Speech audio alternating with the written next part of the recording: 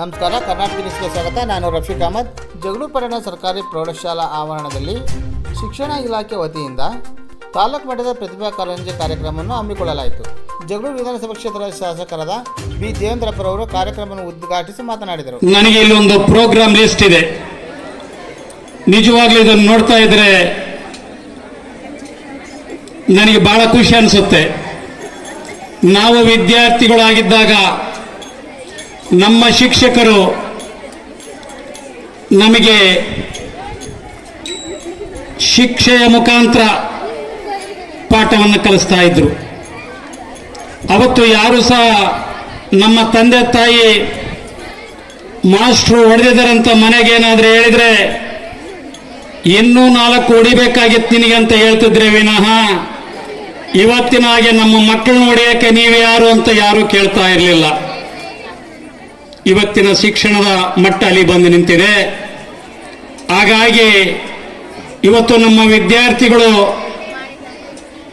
ಯಾವ ದಿಕ್ಕಿಗೆ ಹೋಗ್ತಾ ಇದ್ದಾರೆ ಅದನ್ನ ಅವರವರೇ ಪ್ರಶ್ನೆಗಳು ಹಾಕಬೇಕಾಗಿದೆ. ಇವತ್ತು ನನ್ನನ್ನು ಯಾರೋ ಒಬ್ಬ ಮಾಸ್ಟರ್ ನಿಮ್ಮಂಥ ಶಿಲ್ಪಿ ಕೆತ್ತಿದ್ದಕ್ಕೆ ನಾನು ಇಲ್ಲಿ ಬಂದು ನಿಂತ್ಕೊಂಡಿದ್ದೀನಿ.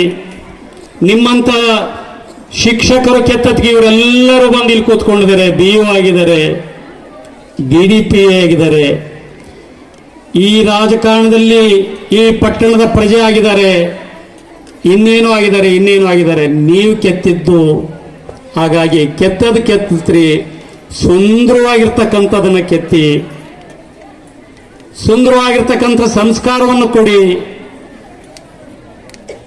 ಈ ದೇಶದಲ್ಲಿ ನಮಗೆ ಶರಣರು, ದಾಸರು, ಸಂತರು ನೀಡಿದ ಅನೇಕ ಕೀರ್ತಿಗಳಿದಾವೆ. ಮಹಾತ್ಮ ಮೋಹನದಾಸ ಕರ್ಮಚಂದ ಗಾಂಧಿ ಅಂತಕ್ಕಂಥ ಒಬ್ಬ ಹುಡುಗ ಈ ದೇಶದ ಮಹಾತ್ಮ ಆಗ್ತಾನೆ, ಬಾಪು ಆಗ್ತಾನೆ, ಪಿತಾಮಹ ಆಗ್ತಾನೆ. ಯಾಗಾದ ಅಂತ ಹೇಳಿದ್ರೆ ಒಂದು ಸತ್ಯ ಹರಿಶ್ಚಂದ್ರ ನಾಟಕ ಅವ್ರ ಮೇಲೆ ಪರಿಣಾಮ ಬೀರ್ತದೆ.